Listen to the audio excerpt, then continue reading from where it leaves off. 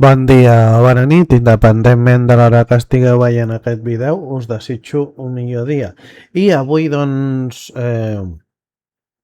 llegeixo de la història dels videojocs en català, d'acord? Anàvem pel capítol 3, d'acord?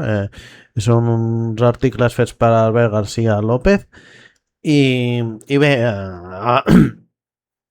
més o menys cada 2 mesos llegeixo un capítol perquè hi hagi temps perquè l'Albert escrigui el seu capítol i tal, i no ens anem menjant, si no arribi jo un moment que l'atrapi, d'acord? Llavors, de moment ho faig així, crec que vaig llegir que en serien 13 o una cosa així. Quan vegi que ja més o menys ja ha fet l'últim, doncs ja sí que aniria un cada mes, però de moment ho faig així.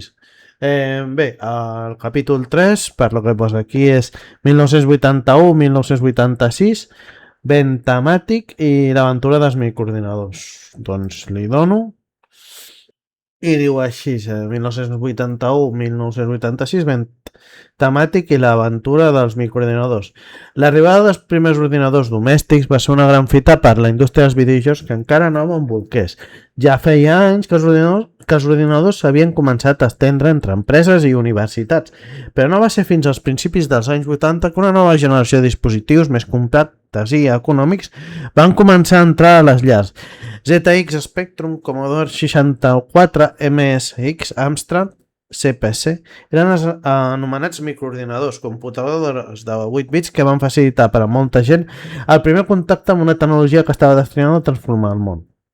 En aquest context, un dels noms clau a la difusió d'ordinadors a l'Estat va ser el del català Josep Oriol Tomàs Quanxú. Josep Oriol Tomàs Quanxú. Disculpeu si dic malament algun cognom. 1960 va morir el 2023 a través de la seva empresa Bentamàtic. No només va importar i comercialitzar alguns dels primers models d'ordinadors domèstics, sinó que també va impulsar el sector mitjançant la creació de clubs d'usuaris, revistes especialitzades i el desenvolupament i la distribució d'aplicacions i de videojocs. Un jove emprenedor entusiasmat per microordinadors, nascut a Barcelona, de pare català i mare vietnamita, Josep Oriol Tomàs Quanxú, sempre va tenir un gran interès per la tecnologia i la música. Era el gran de 4 germans, 3 nois i una noia, i quan encara era un nen, l'any 1968, la seva família es va traslladar a Roses per la feina del seu pare. Quan va arribar el moment de fer el salt a la universitat, va deixar casa seva per traslladar-se a Barcelona, matricular-se en Enginyeria Superior de Telecomunicacions a UPC. Com que venia del poble i ara estava a la gran ciutat, vaig començar a anar a quioscos a la recerca de revistes d'electrònica estrangera. Recordava el mateix Tomàs. Una entrevista considerada l'any 2014 al podcast El Mundo del Spectrum. Precisament va ser llegint una d'aquelles publicacions importants que es va topar amb l'anunci que li va canviar la vida. Un dia vaig veure un artefacte molt estrany, quadrat negre, amb unes tecles com de calculadora, i em vaig preguntar què dimonis era allò. Després de rellegir l'article 27 vegades vaig entendre que... amb unes tecles com de calculadora, i em vaig preguntar què dimonis era allò. Després de rellegir l'article 27 vegades vaig entendre que era un ordinador i que amb ell es podien fer moltes coses. Aquí es veu una fotografia del microordinador ZX81 de Sinclair Research.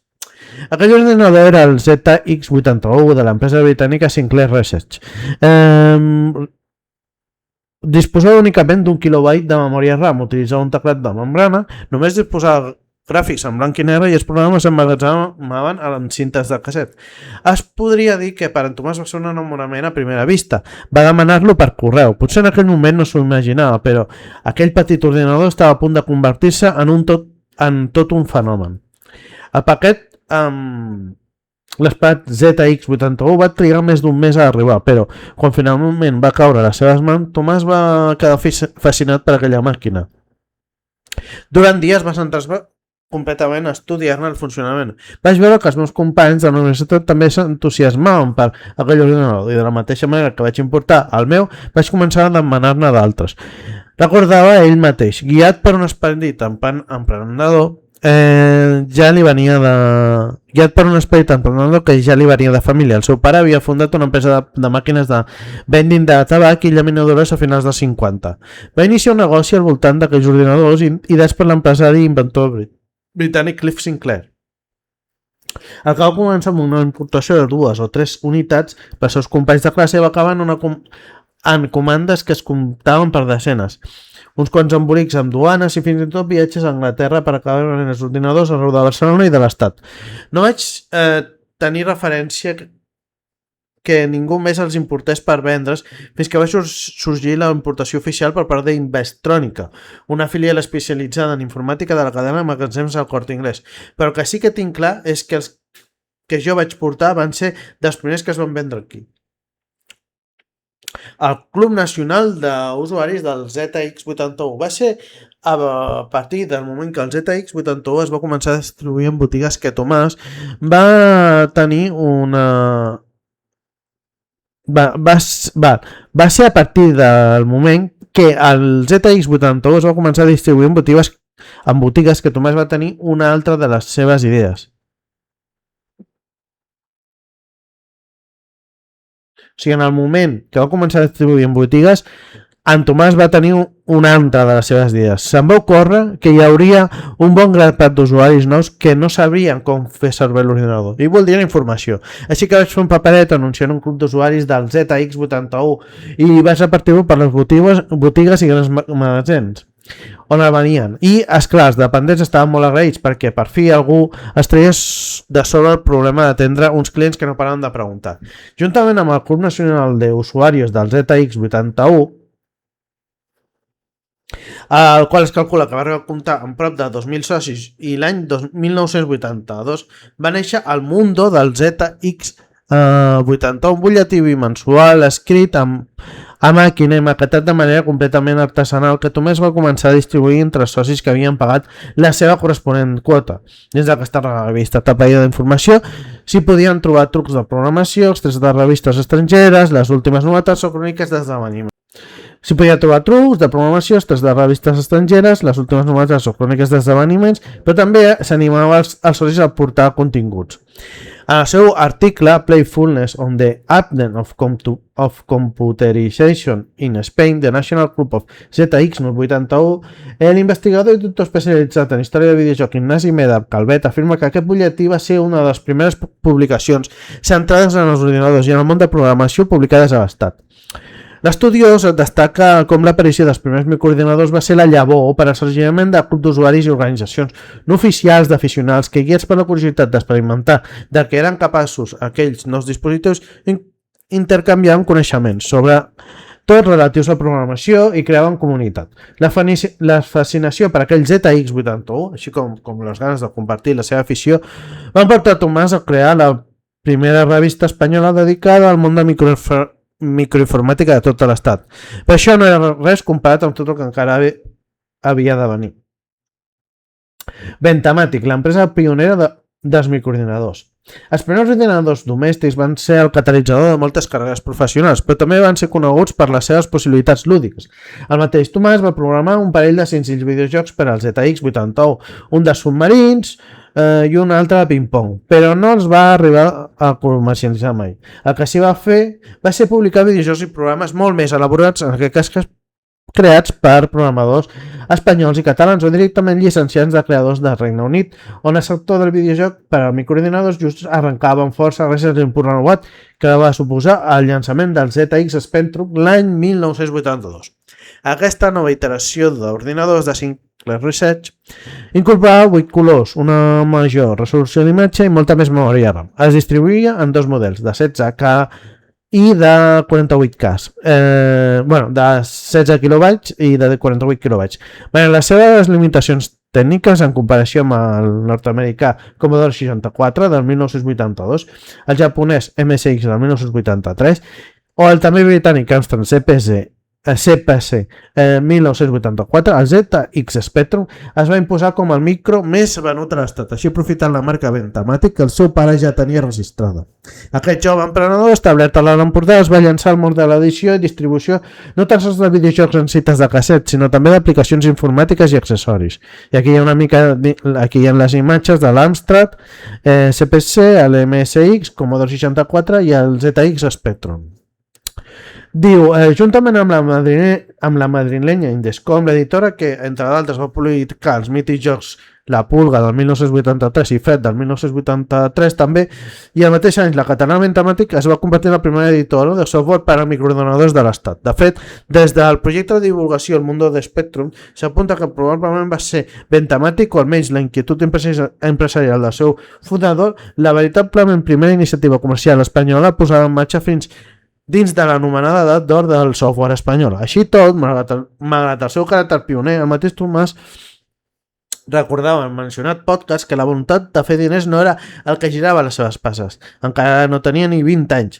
I més enllà de cobrir les despeses dels constants viatges a Londres, allò que realment la treia era la sensació d'aventura i comunitat que es va anar creant al voltant d'aquella tecnologia en un temps on encara no existia l'internet. El que més em va gaudir era la comunicació, els contactes que feia i veure de què era realment capaç la gent que sabia programar. A través dels cursos d'usuaris ZX81, Ventamatic va començar a rebre cada vegada més comandes d'ordinadors, accessoris, programes i videojocs que s'anunciaven al butlletí. En un inici, Tomàs gestionava les comandes des d'un local propietat del seu oncle al carrer Còrsega de Barcelona, però l'acumulació d'encàrrecs el va obligar a muntar un altre despatx a Roses a la mateixa immobiliària de la seva família, mentre intentava continuar amb els seus estudis d'enginyeria, que va acabar deixant. També portava l'empresa, un negoci que sense fer-lo ric no feia més que créixer, per la qual cosa va necessitar contractar personal per als dos locals, on a banda de gestionar els enviaments també exposaven els productes.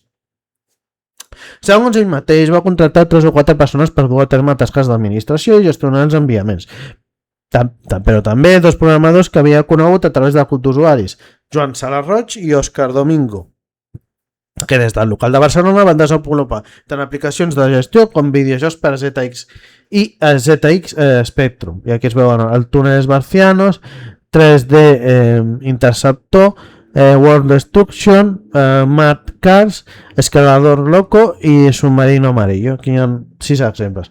Entre senzilles utilitats, aplicacions informàtiques, videojocs llicenciats i videojocs propis, la base de dades de Spectrum Computer contempla més de 150 referències lligades a Ventamatic. Una xifra molt considerable va ser la primera empresa que va distribuir software per a microordinadors a l'Estat. A més de desenvolupar els seus propis programes, que moltes vegades eren creacions dels mateixos socis del club, Tomàs va fer molts viatges a Anglaterra, i no tan sols per replegar tants ordinadors i accessoris com li cabessin a l'equipatge, sinó també per llicenciar alguns dels grans èxits del videojoc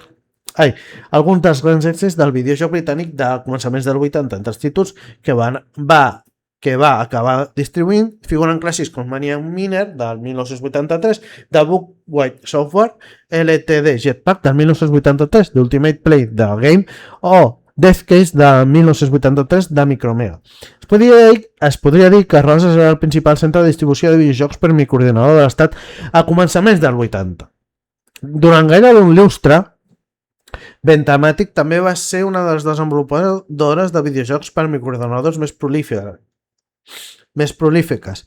Entre la seva producció destaquen especialment els 14 títols que conformen la següent llista de llançaments comercials per al ZX Spectrum que es va editar a la cinta de casset.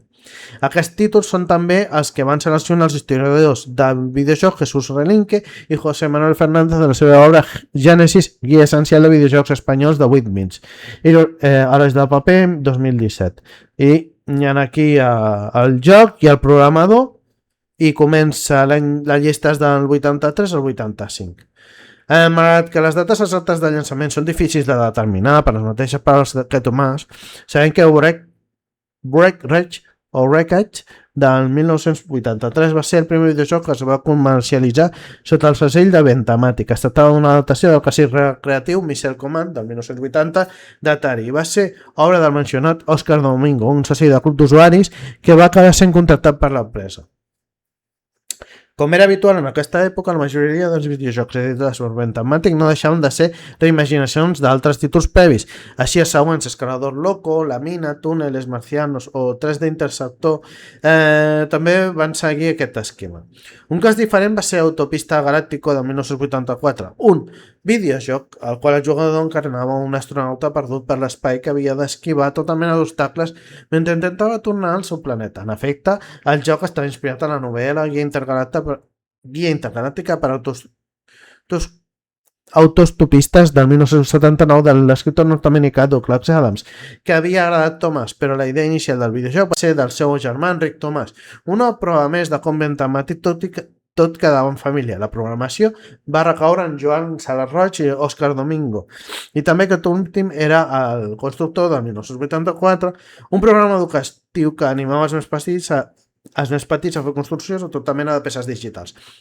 Altres títols destacables van ser les plataformes Robot Factory del 1984, del mateix Joan Sales o Submarino Amarillo del 1985, programat per Joan Domingo, i en el que havíem de moure'ns per les profunditats del mar per rescatar una sirena, mentre de fons sonava la coneguda cançó de Beatles. En aquella època el tema de llicència es controlava d'aquella manera, afirmava Thomas, i aquí hi ha imatges dels diferents videojocs. Avui dia els videojocs són el que més es recorda d'aquella època de Ventamàtic, però el que més sortia de tenir el seu catàleg eren les utilitats i aplicacions informàtiques que els usuaris dels ordinadors de la Sinclair encarregaven per correu. Processadors de text, flux de càlcul, bases de dades, programes de comptabilitat personal, de control d'estocs, fins i tot van fer una petita aplicació d'emissió i recepció de Morse i un programa educatiu d'astronomia. El que més vam gaudir i el que més veníem eren les utilitats i les aplicacions, recordava Tomàs.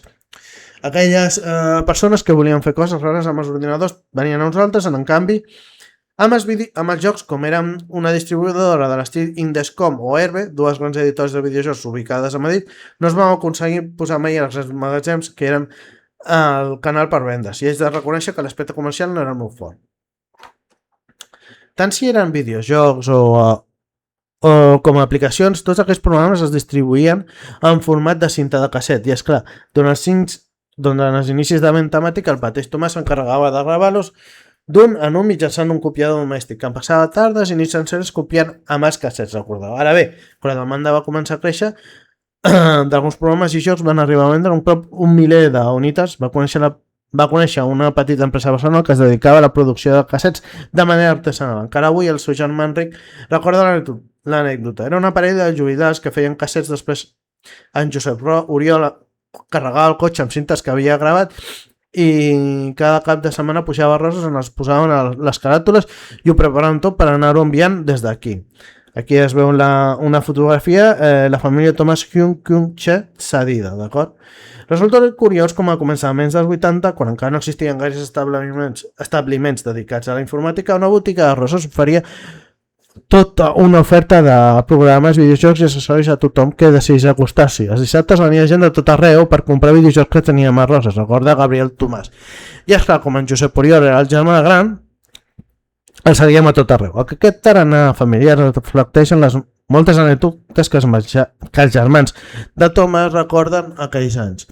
Des de fires, on l'acompanyaven en finalitat de xòfer, el dia que el rector de l'UPC en persona es va presentar a Roses per demanar als pares que el seu fill no plegués de la universitat, o aquelles vegades que s'havien empassat muntanyes d'estoc d'algun accessori que no es venia.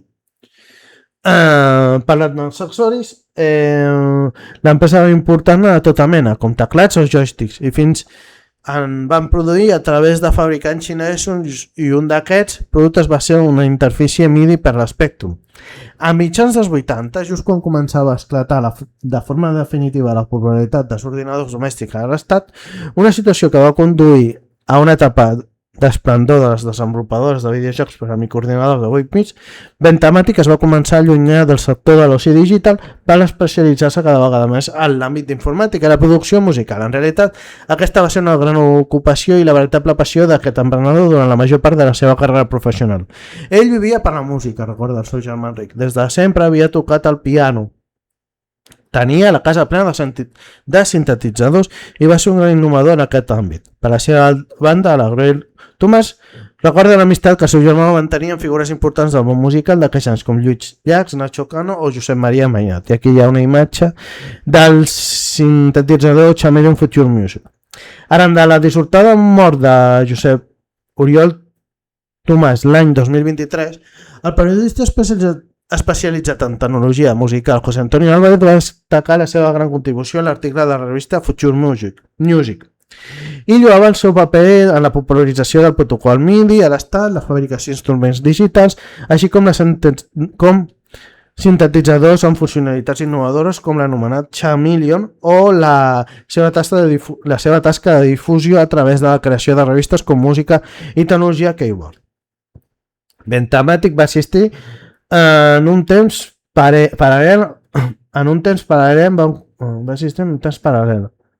Ventamatic va assistir en un temps paral·lel. Van començar molt abans que la resta i van acabar quan la resta començaven. Puntualitzava Tomàs en la citada entrevista al Mundo del Espectro. Vam assistir en mons paral·lels i no sincrònics. Mentre a Madrid es va viure l'època d'esplendor, nosaltres vam quedar enrere, reconeixia amb franquesa i humilitat. Tanmateix, seria erroni pensar que el paper de Ventamatic en els inicis d'aquesta indústria a Catalunya i a l'Estat va ser menor. Aquí hi ha una imatge cedida d'en Josep Oriol Tomàs Hyun Kun Chiu.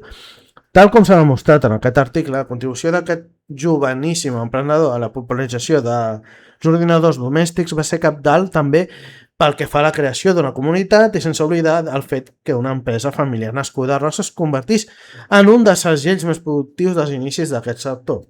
És cert que l'anomenada edat d'or del software espanyol es va centralitzar a Madrid, però és indubtable que a Catalunya també van sorgir iniciatives creatives i empresarials de rellevància durant l'era dels videojocs de 8 bits. És el cas de desenvolupadors com Positive, New Frontier o la divisió que la britànica Mint Games va muntar a Barcelona. Empreses que repassarem en pròxims capítols d'aquesta història del videojoc a Catalunya i que van seguir el camí iniciat per Ventamatic. És una llàstima, vull dir, i és lògic, vull dir, és una llàstima que totes... Vull dir, si ara passa, vull dir, si ara en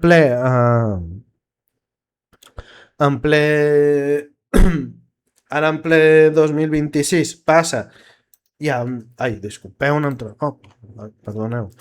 Si ara en ple 2026, els 20, els 10, tot el que surt en llengua castellana, doncs clar, als anys 80 encara més no hi havia tant, tot i que segurament hi haurà algun capítol que sí que parli d'alguna cosa que sigui només en llengua catalana, però és una llàstima, no? Que, per exemple, aquesta persona de cop i volta, quan fes els manuals estan en castellà, es diu no sé què d'usuaris, vull dir, no...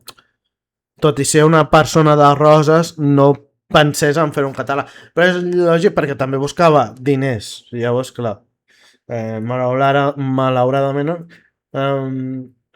es busca sempre que arribi a més gent. I és una llàstima, és una llàstima, però bé.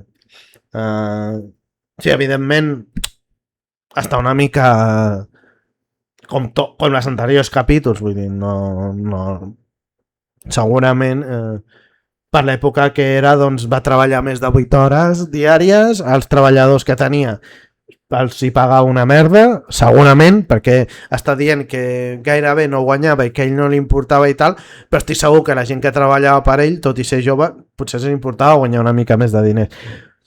Llavors, la frase que ja no és que era una altra època tampoc m'hi val, però bé, és una mica... També és una mica romantitzar-ho tot, vull dir, també s'entén, mira els anys 80 que a Catalunya també es feien coses, però la forma de treballar una mica com s'explica i tal, és una mica romàntica, i segurament en algun moment